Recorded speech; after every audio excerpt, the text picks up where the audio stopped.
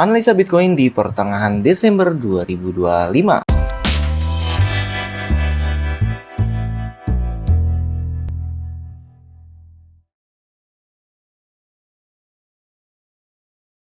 Assalamualaikum sahabat Twist TV. Oke, jadi kita udah sekitar kurang lebih 2 minggu ya. Kemarin sibuk banget, memang banyak banget event yang kita ikuti dari luar negeri sampai yang dalam negeri.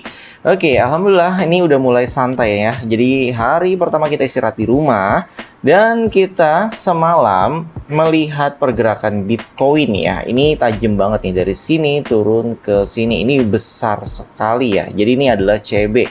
Terus bagaimana arah selanjutnya? Jadi ini tanggal 13 Desember itu hari Sabtu dan besok hari Minggu. Seperti biasa prediksi saya akan menjadi 2 hari ya. Jadi kita buat 2 hari sekali. Kalau kalian suka sehari sekali, misalkan pagi, siang, atau sore, itu silahkan request nanti di kolom komentar ya. Oke, sekarang kita attachment ulang dulu untuk analisa teknik saya. Jadi kalau di teknik saya ini namanya adalah TBST ya. Jadi itu saya ajarkan secara langsung, secara gratis juga, ada di playlist ya. Dan kita bisa trading bareng juga di grup Telegram. Jadi kalian bisa langsung cek grupnya, bahkan kadang kita trading bareng dan saya berikan sinyal ya, baik itu kripto maupun trading forex dan gold. Oke, sekarang kita lihat nih pergerakan marketnya di hari Sabtu. Ini flat ya, jadi dia sideways kalau bahasa umumnya. Dan kalau menurut teknik saya ini sebenarnya market laut tenang cantik, ini cantik banget. Udah gitu zona A-nya juga bagus. Kemudian arah buy-nya adalah repair ya. Jadi di awal bulan itu sudah diprediksi kan, bagi saya market itu tetap bearish dan ini terjadi ya. Makanya dia terus bearish turun gitu ya. Makanya trennya setiap naik selalu reject, di reject semua ya. Shadow-nya panjang-panjang. Ini tuh power, kalau di bahasa umumnya adalah support resisten. Jadi di atasnya itu resisten semua nih, banyak banget. Ini udah saya tandain tuh ya.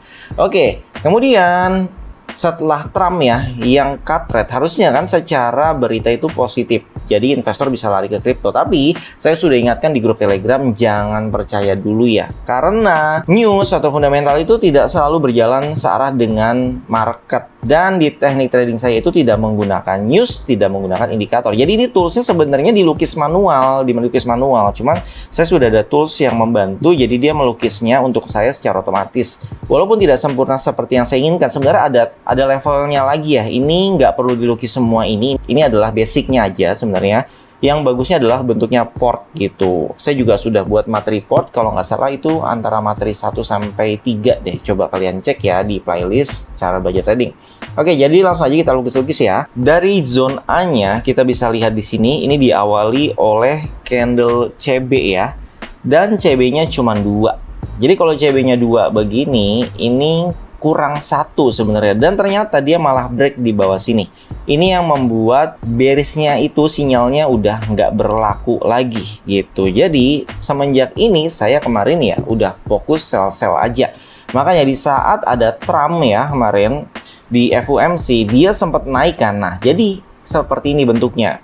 Nah, di sini saya ada sell, dan sellnya langsung sih di bawah sini. Jadi sempat floating dulu memang sampai di 94 ribuan. Setelah itu saya profit ya. Jadi kita close besok paginya tuh barang-barang di grup tuh. Lumayan juga nih profitnya ya.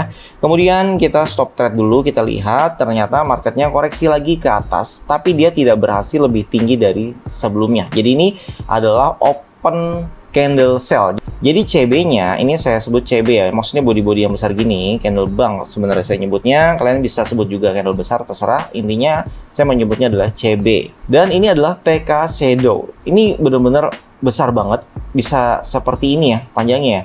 Bedanya kalau shadow ini powernya itu 2 kali. Ingat ya, yang saya jelaskan di sini adalah sistem trading saya. Jadi biasanya di Indonesia itu menggunakan bahasa umum dan bahasa saya berbeda karena saya memang belajar dulu di Malaysia dan itu nama penamaan semuanya berbeda.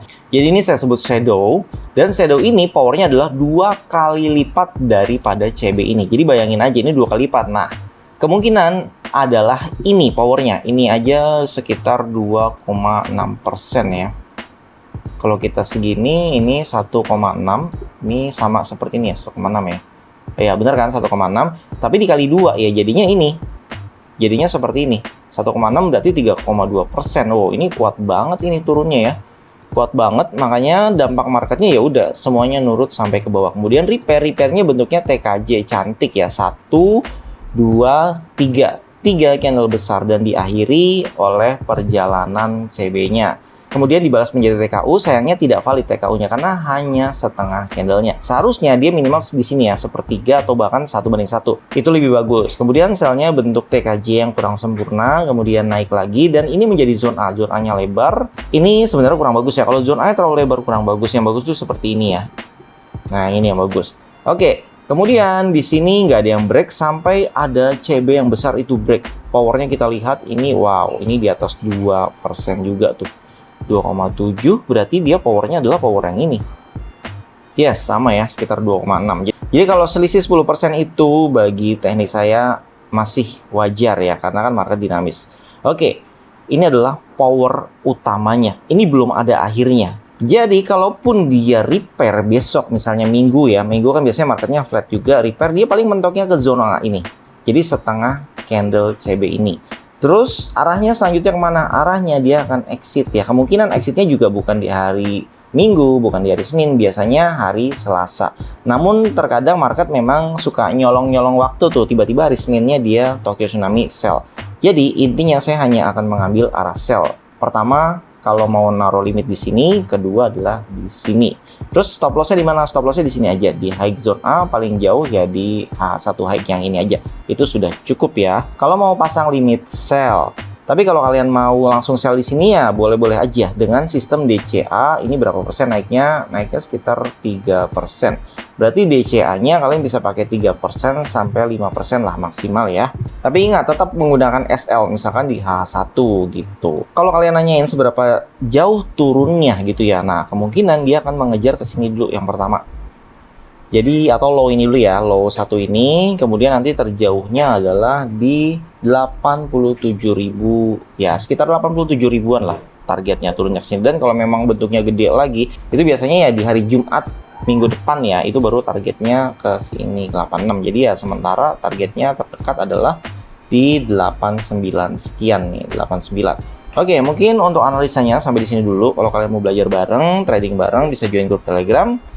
Jangan lupa supportnya dengan cara like, subscribe, komen, dan share. Kalau kalian suka video ini, di like ya videonya dan komen. Terima kasih. Wassalamualaikum warahmatullahi wabarakatuh.